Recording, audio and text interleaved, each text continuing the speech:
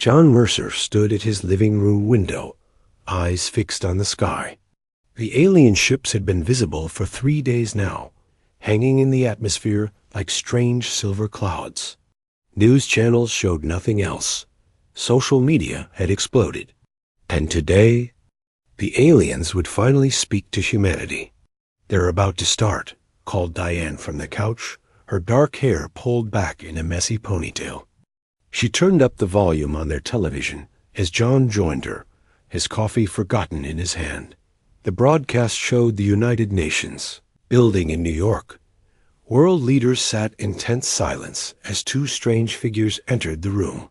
One was tall and crystalline, with light bouncing off its surface in rainbow patterns. The other seemed barely solid at all, a swirling cloud of pale blue gas contained in what looked like a floating glass sphere. "Greetings, people of Earth," the crystal being said, its voice surprisingly human-like. "I am Ambassador Zith Kal of the Velda Rai. My companion is High Counselor Nim of the Nubians. We represent the Galactic Council, a federation of 47 advanced species." John squeezed Diane's hand as they watched. As NASA's lead engineer, he had spent his career building rockets and dreaming of the stars. As a materials scientist, Diane had helped develop many of the components that made those rockets possible. They had both imagined first contact, but not like this. "We have observed your planet for centuries," the cloud being said, its voice echoing strangely. "Your recent developments in faster-than-light travel have qualified Earth for probationary membership in our council." Excited murmurs filled the UN chamber. Humanity had achieved its first successful FTL test just 8 months ago. However, Ambassador Zithkal continued, raising a crystalline hand, "there are conditions." The room went silent again. "The Council has strict laws regarding dangerous technologies. 3 civilizations have destroyed themselves through technological misuse. We will not permit a 4th. A holographic display appeared in the center of the room, showing images of various human technologies. Artificial intelligence beyond basic functions, quantum computing, genetic modification technology, advanced weapon systems, certain types of nuclear technology. All are restricted." The UN Secretary General stood up. "You're asking us to give up our most important technologies? Technologies that help feed our people, protect our planet, advance our medicine?" "We are not asking," said High Counselor Nim, the gas within its sphere swirling faster. "Council law applies to all members and potential members. You must surrender these technologies or remain isolated from galactic society." "What happens if we refuse?" asked the Secretary General. "You will be quarantined. No contact with other worlds. No trade, no cultural exchange, no access to the stars." Ambassador Zithkal's crystalline surface darkened slightly. "Your choice is simple. Join galactic society without these dangerous tools, or keep your tools and remain alone." The broadcast switched to a panel of experts arguing about the ultimatum. John muted the television. "They can't be serious," he said, running a hand through his short brown hair. "Half our infrastructure depends on AI now. Our medical research needs genetic modification tools. They're asking us to go backwards." Diane stood up and paced the room. "But the stars, John. Everything we've worked for. Everything we've dreamed about." "At what cost?" John replied. "And why these specific technologies? There must be something they're not telling us." Over the next week, debates raged across Earth. Scientists protested. Tech companies saw their stocks plummet. Military leaders warned of vulnerability. Yet the public seemed increasingly drawn to the promise of joining a galactic community. John and Diane attended emergency meetings at NASA headquarters. Engineers, scientists, and administrators tried to imagine how space exploration could continue under such restrictions. "We'd have to redesign everything," said Susan Harris, John's colleague in propulsion systems. It would set us back decades. Or push us forward in ways we haven't considered, Diane suggested. Maybe there are other approaches we've overlooked. Because AI and quantum computing seemed like the obvious path. As the 30-day deadline approached, world governments made their decision. In a historic vote, the United Nations accepted the Council's terms. Earth would surrender its restricted technologies in exchange for probationary membership in the Galactic Council. On the final day, John and Diane watched from the roof of their apartment building a strange alien. Ships descended over major technology centers around the world. News reports showed similar scenes in Silicon Valley, Beijing, Tokyo, and Berlin. The ships used some kind of energy field to disable and collect restricted technology. I still can't believe we agreed to this, John said, watching as a ship hovered over the nearby research center where Diane worked. We didn't have much choice, Diane replied. And maybe this isn't the end. Maybe it's a beginning. John looked at his wife, surprised by her optimism. What do you mean? Think about it, she sighed. Humans have always been good at finding ways around obstacles. We adapt. We figure things out.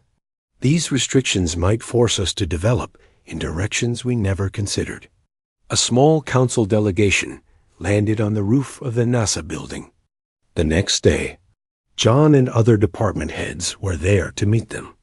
A new alien species had joined the original two, a tall, insect-like being with compound eyes and 4 arms.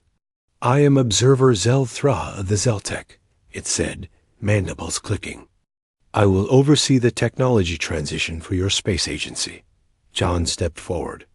I'm John Mercer, engineering director. I'll be your primary contact. The alien's compound eyes focused on him.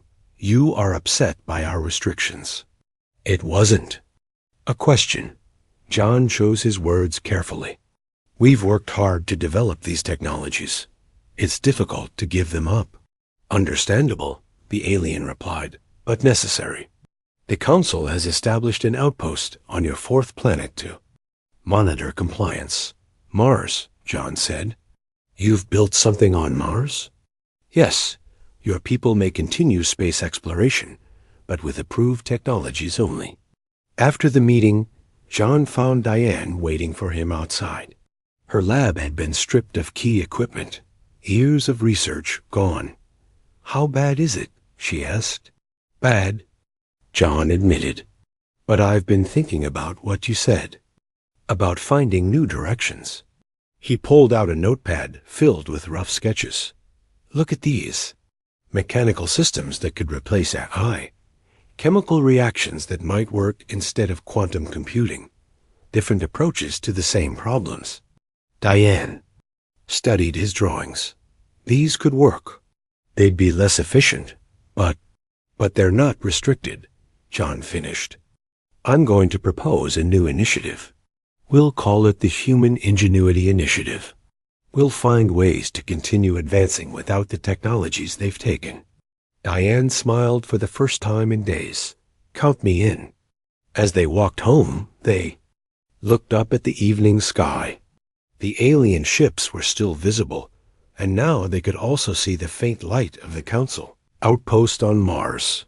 Earth had changed forever, but humans were just getting started.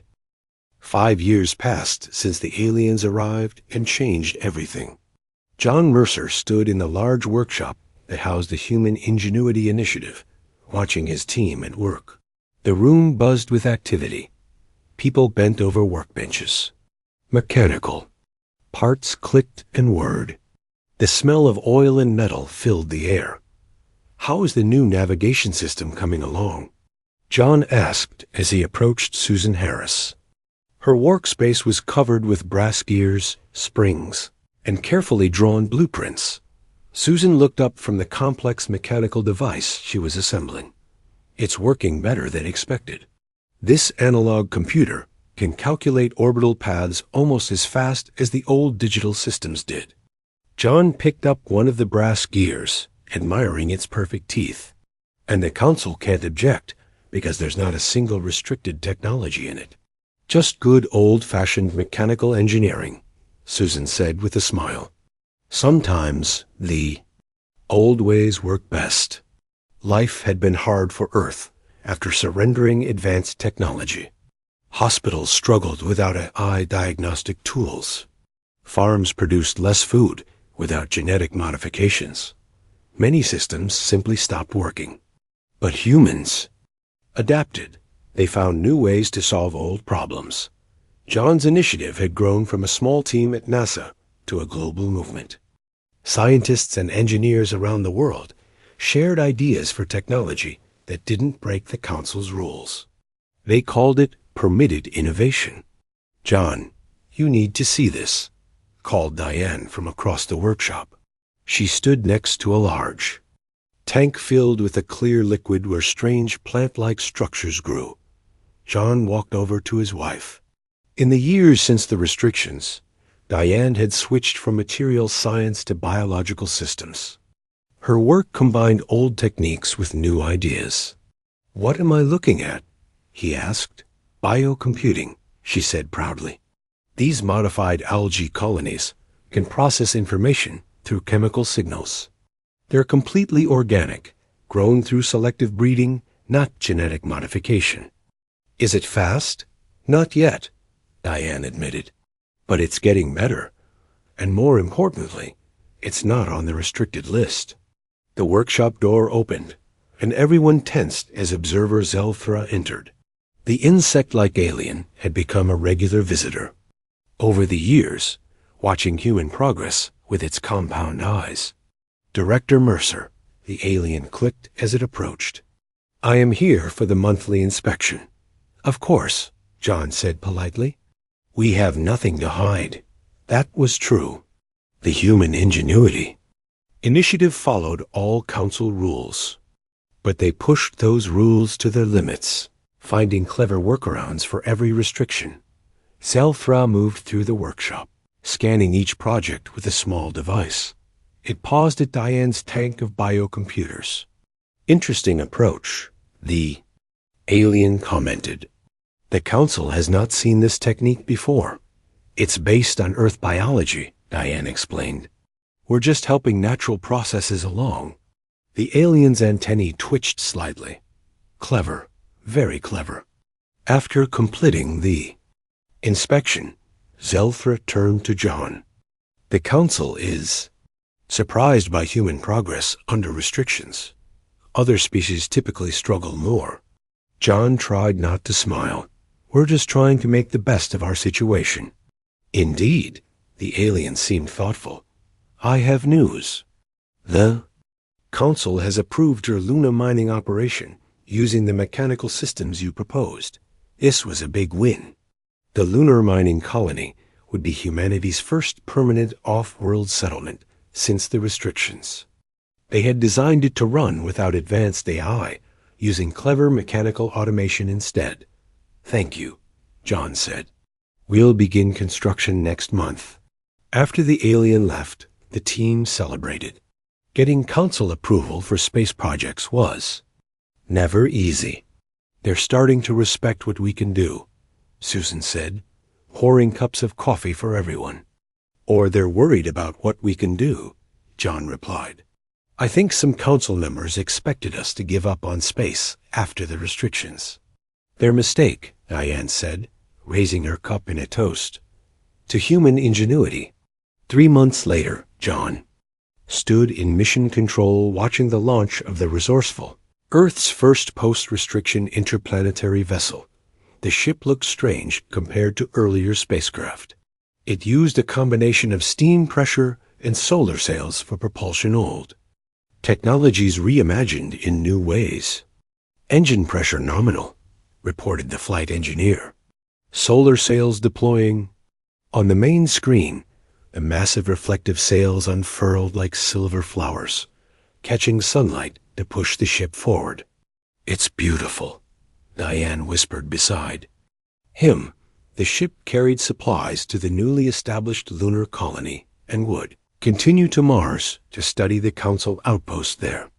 It was a bold mission, showing the aliens that humans would not be held back.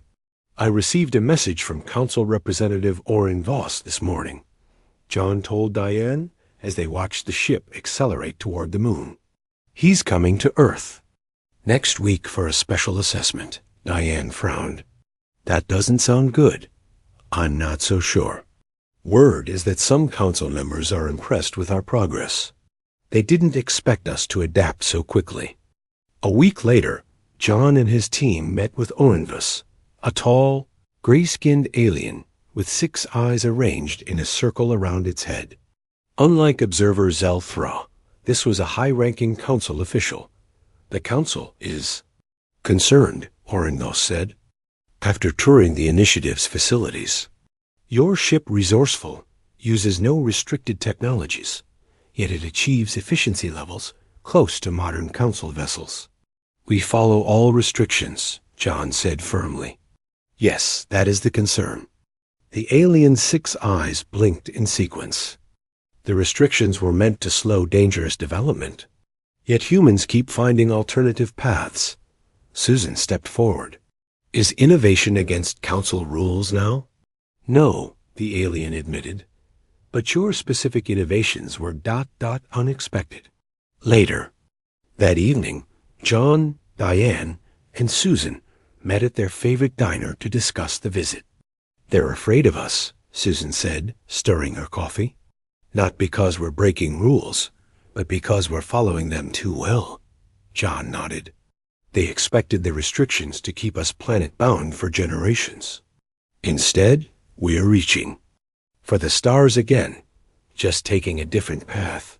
And that different path might be better in some ways, Diane added. Our biocomputers use a fraction of the energy of quantum systems. Our mechanical navigation might be slower, but it's immune to radiation that disrupts electronic systems. So what do we do now? Susan asked. We keep going, John said simply. We show the Council and ourselves what humans can do with limited tools and unlimited imagination. Outside the diner's window, they could see the bright point of light that was the Resourceful, now in orbit around the moon. In just 5 years, humans had gone from losing their most advanced technologies to finding new ways forward. The path ahead would not be easy, but for the first time since the restrictions, John felt truly hopeful about the future. Humanity was not just surviving, it was beginning to thrive. 10 years had passed since the Galactic Council restricted Earth's technology. John Mercer stood before a large window in the Earth Advancement Agency building, watching ships take off from the spaceport below. None of them used advanced computers or artificial intelligence. None used quantum technology or genetic engineering, yet all of them could reach the stars. Director Mercer, they're ready for you, said his assistant. John nodded and straightened his jacket. At 52, his hair now showed streaks of gray and lines had formed around his eyes. But those eyes still burned with the same determination they had a decade ago. Today, he would present Earth's progress to the full Galactic Council delegation. 10 years of human ingenuity would be on display. The meeting room held an odd mix of aliens. The crystalline Veldari, the gaseous Nubians in their floating spheres, the insectoid Zeltek, and a dozen other species John had come to know over the years. Some looked almost human. Others seemed impossible by Earth biology. All watched him with a mixture of curiosity and concern. Director Mercer, said Ambassador Zithkal, who had delivered the original technology ultimatum 10 years before. Please, show us what humanity has accomplished under Council guidance. John activated the room's display system. Thank you for this opportunity. Earth has not only adapted to the technology restrictions, but has found new paths forward. Images appeared showing Earth's unique developments. First came the massive mechanical computer arrays that now handled complex calculations without using restricted digital technology. and the biological computing networks that Diane had pioneered, using specially bred fungi and bacteria to process information through chemical reactions. As you can see, John explained, we've created computing systems that follow all council restrictions. They work differently than what we had before, but in some ways, they work better. He showed them the new propulsion systems that could achieve impressive speeds using principles of hydraulics and pneumatics built to massive scales. Then the organic chemistry advancements that produced materials stronger than any council species currently possessed. Most recently, John continued, my wife, Dr. Diane Mercer, has led a breakthrough in neural interfacing. Using purely organic connections rather than digital technology, humans can now directly control complex machinery through thought. The council members shifted uncomfortably. This was clearly not what they had expected. These developments are concerning, said a purple-skinned alien with 4 arms. They seem to push against the spirit of our restrictions. With respect, John replied calmly, we have followed every restriction exactly. We've simply found different solutions to the same problems. After the presentation, John met with Diane at a small cafe near the agency building. Through the window, they could see an alien trade ship landing at the spaceport, one of many that now visited Earth regularly. How did it go? Diane asked, her once dark hair now showing silver at the temples. They're worried, John said with a small smile. Apparently, we weren't supposed to do this well under restrictions. Diane laughed. What did they expect? That we'd give up? I think they did. Observer Zelthra told me once that other species given similar restrictions simply accepted their limitations. They either stagnated or collapsed. They didn't know humans very well, Diane said, sipping her tea. A week later, John received news. That shocked the entire agency.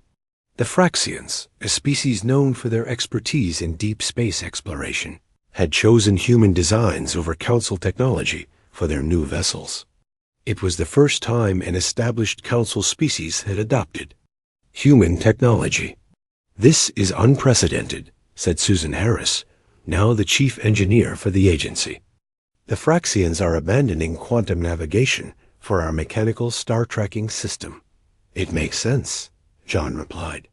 Our system works in radiation fields that disable their quantum computers. They lost 3 ships last year in the Cygnus sector. Word spread quickly. Other species began visiting Earth, not just to trade, but to learn. Human approaches to problems using mechanical, biological, and chemical systems rather than digital and quantum technology offered new advantages that council species had never explored. On a cool autumn evening, John and Diane welcomed a special visitor to their home. Turlith, a council scientist who had spent years studying human development, had requested a private meeting away from official channels. I have come to a disturbing conclusion, the tall, gray alien said as they sat in the Mercers' living room. The council's restrictions did not hinder humanity. They helped you. What do you mean? John asked. By forcing you away from conventional technological paths, the restrictions pushed humans to develop in directions other species never explored. Turlith's large eyes blinked slowly. You have created entirely new branches of technology that the Council never anticipated. We just worked with what we had, Diane said simply. Exactly. And in doing so, you discovered advantages that all our advanced technology missed. The alien leaned forward. Some on the Council fear this. They talk of additional restrictions. John frowned. That would violate our agreement. Yes, which is why others, including myself, argue that humanity has earned full Council membership. Your unique perspective could benefit all species. As Turlith left, John and Diane stood on their porch watching the stars. Among those stars, human ships now traveled routes that would have been impossible 10 years ago. Do you think they'll try to restrict us more? Diane asked. They might try, John replied, but I'm not worried. Why not? Because our greatest strength isn't any specific technology. It's our ability to adapt, to find new solutions when old ones don't work. He put his arm around her shoulders. That's something they can't take away. The next morning brought unexpected news. Their daughter Kelly, now 28 and a brilliant diplomat, had been selected as the first human ambassador to a non-council world. She would establish relations with the Droth Confederacy, a group of species that maintained independence from council authority. The council is not happy about this, Kelly told her parents over a video call. But they can't stop it. The Droth specifically requested a human representative. Why? John asked. They're impressed by how we've developed under restrictions. They think we understand something about innovation that other species don't. John and Diane shared a proud smile. In just 10 years, humanity had gone from technological subjugation to becoming teachers to the stars. As Kelly ended the call, John looked at the message that had just appeared on his screen. The council had called an emergency session to discuss the human situation. Looks like we've given them something to worry about, he said to Diane. She nodded. Good. It's about time they realized that banning technology doesn't stop progress. It just changes its direction.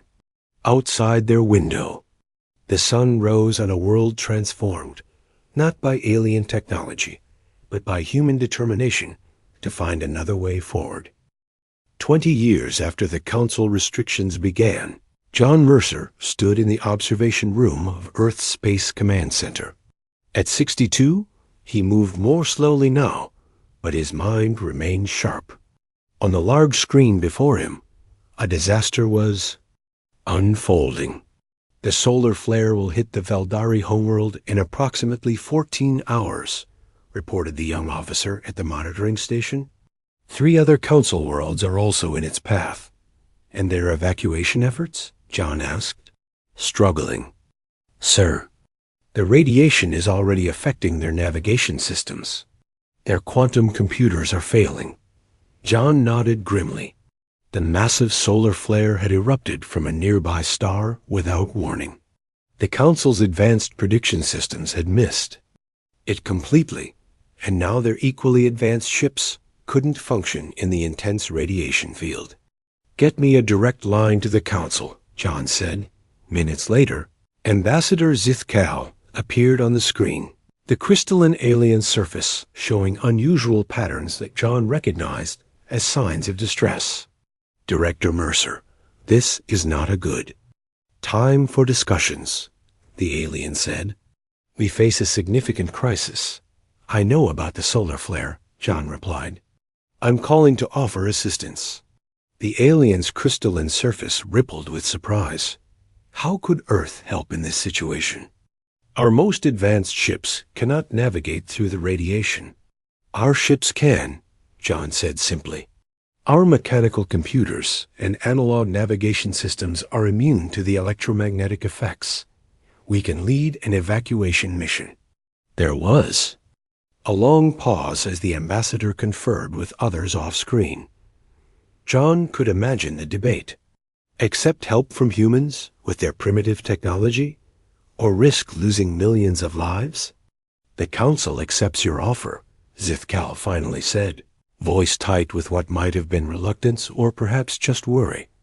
John turned to his team. Prepare the evacuation fleet. All available ships with mechanical navigation systems. I want them ready to launch in 2 hours. The officer looked shocked. Sir, that's over 50 vessels. We've never coordinated a mission this large. Then today we make history, John said firmly. Contact Captain Harris. She lead the mission. Lisa. Harris, Susan's daughter, had become one of Earth's most respected ship captains. Like her mother, she had a gift for working with the new mechanical technologies that humans had developed. 6 hours later, John watched from the command center as Earth's fleet entered the affected region. On screen, he could see the ships using their unique propulsion systems, massive solar sails combined with steam pressure engines that could function where Council technology failed. "Captain Harris reports all systems normal," said the communications officer. "They're approaching the Veldari homeworld now." John released a breath he hadn't realized he was holding. Beside him, Diane squeezed his hand. "They'll make it," she whispered. "Lisa knows what she's doing." On the Veldari homeworld, panic had spread as communication systems failed and evacuation ships stopped working. The crystalline beings had gathered in central shelters, waiting for help that seemed unlikely to arrive. Then, to their amazement, ships appeared in the sky-strange vessels with huge reflective sails and mechanical systems unlike anything in Council space. Human ships. Captain Lisa Harris coordinated the evacuation from the bridge of the flagship Ingenuity. Her brown hair was pulled back in a tight bun, her expression focused as she gave orders. "Teams Alpha and Beta, begin loading evacuees from the northern continent," she commanded. "Teams Delta and Gamma, take the southern regions. Remember, our priority is speed.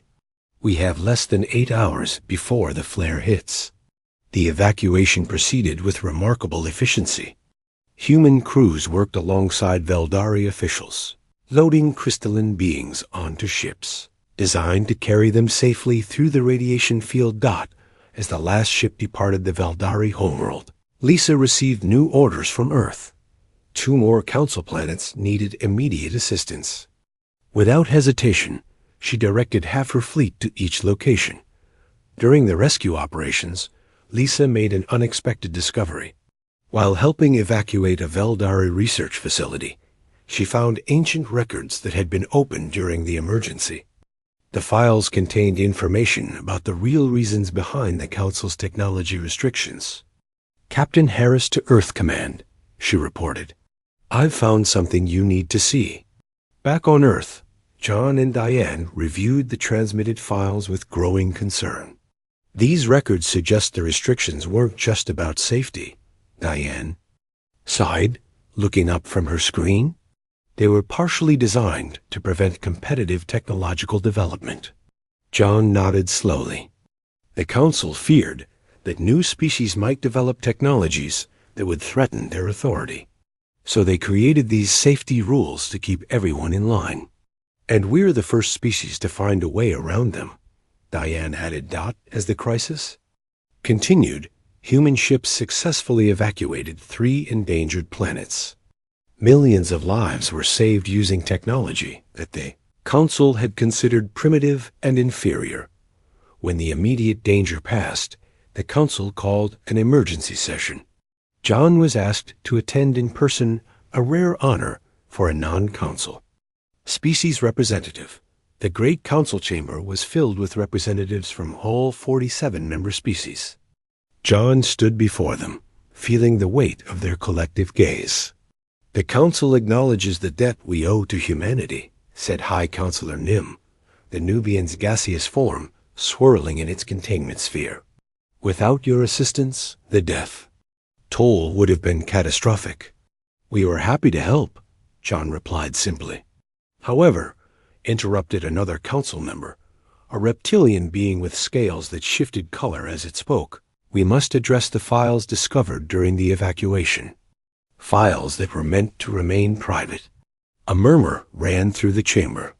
John stood his ground. "Those files suggest that the technology restrictions imposed on Earth were not entirely about safety," he said calmly. "They were also about control." "That is an oversimplification," the reptilian counselor hissed. "The restrictions have protected countless civilizations from self-destruction."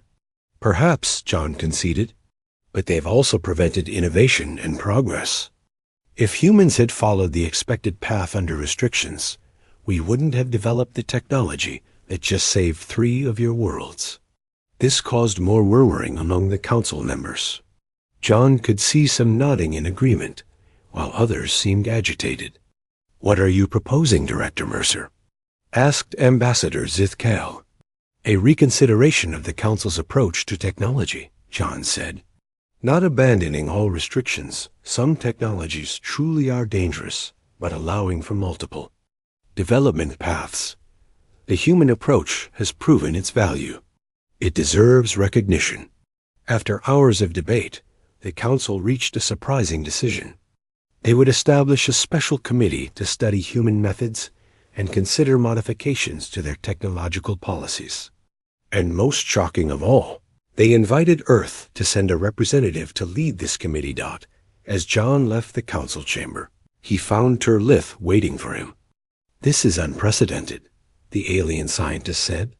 "No probationary species has ever influenced council policy so quickly." "We didn't set out to change the council," John replied. "We just wanted to find our own way forward. And in doing so, you may have changed the course of galactic civilization," Turleth said. "I wonder what humans will accomplish in the next 20 years. John smiled, thinking of his daughter Kelly's diplomatic work and Captain Harris's heroic rescue mission. The next generation of humans was already making its mark among the stars. "I think," he said, "that we're just getting started." 50 years had passed since the day the Galactic Council had first appeared in Earth's skies and banned humanity's most advanced technologies. On a clear spring morning, Kelly Mercer stood on the steps of the new Galactic Cooperation Center in Geneva, looking out at the crowd gathered for the dedication ceremony. At 58, Kelly had her father's determined eyes and her mother's quick mind. Her diplomatic career had taken her from being the first human ambassador to a non-council world to becoming the first human to hold the position of council co-chair. Today marked the culmination of half a century of human progress. Alien visitors from dozens of worlds mingled with humans in the crowd. Some floated in anti-gravity fields. Others moved on multiple legs or tentacles. All had come to witness this historic moment. "It's time," said the assistant at Kelly's side. Kelly nodded and approached the podium. She looked out at the sea of faces, human and alien alike, and began to speak. 50 years ago, the Galactic Council gave Earth a choice: surrender our most advanced technologies or remain isolated from galactic society. Many believed this would end our dreams of reaching the stars. She paused, looking up at the sky where ships of various designs moved peacefully through Earth's atmosphere. Instead, it marked the beginning of a new era. Humans found different paths forward. We developed mechanical systems when digital ones were banned. We created biological computers when quantum ones were restricted. We looked to our past for solutions to our future. In the front row sat a group of elderly humans, the pioneers who had led Earth's adaptation. Susan Harris, now in her 80s, sat in a wheelchair, but still had the sharp eyes of the engineer who had designed Earth's first post-restriction spacecraft. Beside her was Lisa Harris, the hero of the Great Evacuation 25 years earlier. John and Diane Mercer were not present. John had passed away 5 years earlier, and Diane had followed just months after. But their legacy lived on in the technologies that now shaped galactic civilization. Today, Kelly continued, the galaxy looks very different than it did 50 years ago. 1/3 of all council ships now use human-inspired mechanical navigation systems as backups to their quantum computers. The biocomputing networks pioneered by Dr. Diane Mercer are used in medical facilities across 17 star systems. And our material sciences have created new possibilities for construction in space. She gestured to the monument behind her, a tall spire of intertwined metal and crystal, with a simple plaque at its base. This monument honors those who led us through the most challenging period in our history, not by fighting against limitations, but by finding new possibilities within them. The inscription reads, "When denied the obvious path, we found a better one." After the ceremony, Kelly met with the council delegation in the new building's conference room. The current council was very different from the one that had first. contacted Earth.